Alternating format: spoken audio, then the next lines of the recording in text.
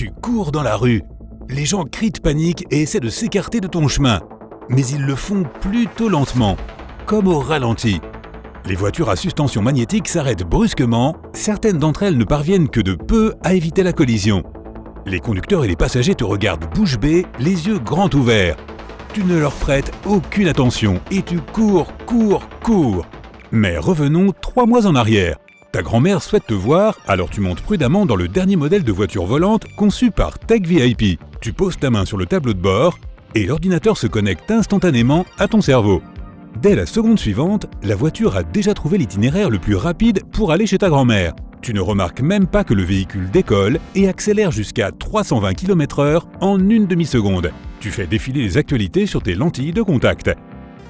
Si tu jetais un œil par la vitre polarisée de ta voiture, tu verrais des gens debout sur des trottoirs roulants. Ils restent aussi immobiles que possible. De temps en temps, l'un d'eux jette un coup d'œil à son poignet. Là, à moitié caché par de longues manches, un petit objet rond reste toujours à la même place. 3 minutes plus tard, la voiture se gare près d'un petit immeuble de 5 étages. Au milieu des gratte-ciel de 200 étages, il a l'air minuscule. Tu dis bonjour à ta grand-mère. Tu apprends que son siège de lévitation est arrivé au terme de son temps de fonctionnement. Et le service de maintenance ne viendra que demain. Mais elle a besoin de quelque chose dans le grenier tout de suite. Tu prends l'ascenseur jusqu'au 5e étage. Si le siège de lévitation fonctionnait, tu t'assierais simplement dessus pour monter au grenier. Mais dans ces circonstances, tu vas devoir monter les escaliers. Très prudemment, avec cette pause, tu parviens au grenier. Tu jettes un coup d'œil à ton poignet. 3 compteurs de souffle indiquent que tu as utilisé 2 fois plus de respiration que d'habitude. Et voilà le problème. En 3150, toutes les personnes sur Terre possèdent un nombre limité de respirations. C'est pourquoi tout le monde s'efforce de se déplacer aussi lentement que possible. Partout sur la planète, il y a des milliards d'ascenseurs, d'appareils de lévitation, de trottoirs roulants et de voitures à vol stationnaire. Les gens ne marchent presque plus. Et bien sûr, ils ne courent jamais, parce que cela les ferait halter et gaspiller toutes ces précieuses respirations. Mais malgré un mode de vie aussi peu actif, personne n'est en surpoids. Et ce, grâce à une alimentation spéciale. Tu secoues la tête et tu commences à chercher les lunettes intelligentes que ta grand-mère a perdues. Soudain, tu trébuches sur un tapis ancien et tu commences à tomber. Aïe! Tu heurtes un placard à moitié caché dans un coin. Sa porte se brise et tu atterris directement à l'intérieur de la fragile construction. Tu regardes ton compteur de souffle. Évidemment, super. Heureusement que tu n'es pas blessé. Mais quelle est cette chose que tu sens dans ton dos ? Il s'agit d'un appareil que les gens utilisaient il y a plus de 1000 ans. Tu as déjà vu quelque chose de similaire dans un musée. Il date de l'époque où les gens ne pouvaient pas télécharger des informations directement dans leur cerveau. Si tu te souviens bien, cela s'appelle un livre électronique. Tu le retournes et tu vois un bouton. Lorsque tu appuies dessus, l'écran du gadget s'allume. Comment peut-il encore fonctionner ? Tu entends ta grand-mère qui t'appelle. Tu mets le livre dans la poche ajustable de ta combinaison argentée et tu continues à chercher les lunettes. Ce n'est que bien plus tard, la nuit, que tu parviens à examiner le livre et son contenu. Cette nuit-là, tu ne veux pas te coucher, car tu découvres une chose bouleversante. Apparemment, dans le passé, le nombre de respirations des gens était illimité. Cette révélation te fait réfléchir. Cela ressemble à quelque chose dont tu rêvais depuis des lustres. Ton tempérament énergique t'a toujours encouragé à enfreindre les règles. Alors, pourquoi ne pas tenter le coup ? À ce moment-là, tu vois 150 millions sur ton compteur de respiration. En 3150, une personne respire en moyenne 10 000 fois par jour. Mais si tu entreprends toutes les activités que tu voudrais essayer, tu respireras beaucoup plus vite. Tu te demandes combien de temps tu pourras profiter de la vie avant d'être à court de souffle. Tu décides de commencer par quelque chose de simple, comme le vélo. Tu viens juste de lire quelque chose à ce sujet. Apparemment, tout ce que tu as à faire, c'est t'asseoir sur une sorte d'engin qui te portera jusqu'à ta destination. Tu rends visite à ton amie Lavanda. C'est la personne la plus excentrique de toute la ville.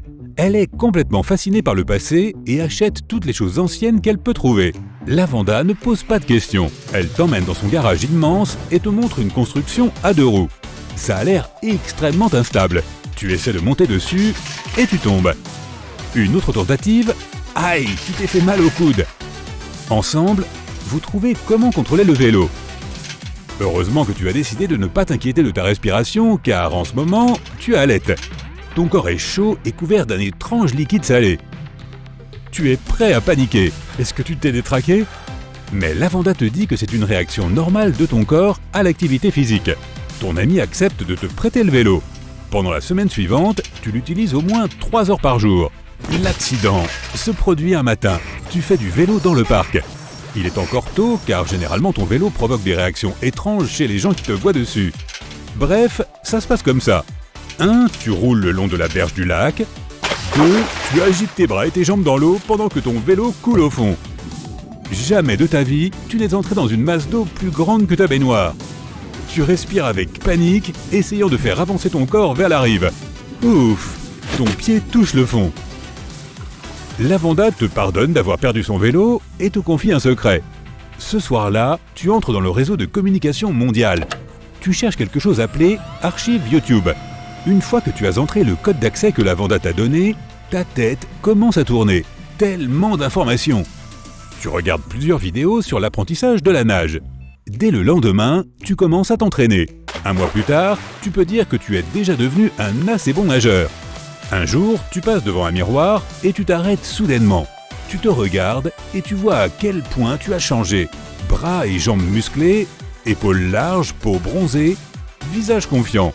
Cool, tu aimes ces changements. Sur ton compteur, le nombre de respirations restantes a énormément diminué. Mais tu ne t'en soucies plus.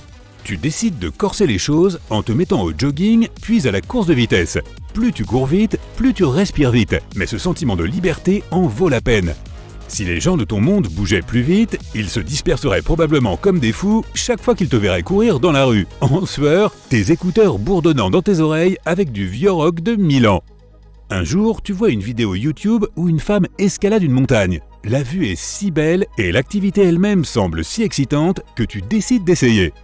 D'abord, ce sont de petites collines. Mais qu'est-ce que c'est dur! Après que tu as escaladé ta première colline, ton compteur de souffle semble être devenu fou. Il vibre et compte tes respirations à une vitesse alarmante. Mais maintenant, tu as un rêve. Tu veux escalader la plus haute montagne du monde, le mont Everest. Te préparer prend plusieurs années. Tu dois être extrêmement en forme et très prudent. Après tout, tu vas escalader cette montagne colossale tout seul. Au moment où tu te sens prêt pour l'aventure, tu ressembles à un bodybuilder. Tu as vu leurs photos sur les anciennes archives d'Internet. Il te faut plus de 2 mois pour arriver presque au sommet de l'Everest. C'est incroyablement dur, grimper dans la lumière aveuglante du soleil et, bien sûr, respirer. Plus l'altitude est élevée, moins l'air contient de molécules d'oxygène. C'est pourquoi tu dois respirer beaucoup plus vite qu'au niveau de la mer. Il ne te reste plus que quelques centaines de mètres jusqu'au sommet, quand tu jettes accidentellement un coup d'œil à ton compteur de respiration. Oh, regarde ça, tu arrives à ton dernier souffle. Eh bien, quelle façon de s'en aller. 3, 2, tu fermes les yeux et prends ta dernière respiration. 1, rien ne change, tu ouvres prudemment les yeux et tu respires à nouveau. Et là, tu te mets à rire de l'absurdité de la situation. Après t'être un peu calmé, tu hausses les épaules et continues ton chemin. Le compteur de respiration sur ta main indique 0. Dans une demi-heure, tu seras au sommet du monde et en vie. Tu es encore en train de rire lorsque tu remarques un vaisseau noir dans le ciel au-dessus de ta tête. En un rien de temps, plusieurs personnes vêtues de combinaisons sombres en sortent et t'attrapent. Puis le vaisseau repart à une vitesse vertigineuse. Tu n'entends que quelques fragments de la conversation. Réussi jusqu'ici, le surveille depuis 5 ans. Ils s'occuperont de lui, pas d'inquiétude. Le vaisseau atterrit. Tu as le droit d'en sortir. L'instant d'après, il disparaît derrière les nuages. Tu lèves les yeux et tu vois que tu es entouré de gens.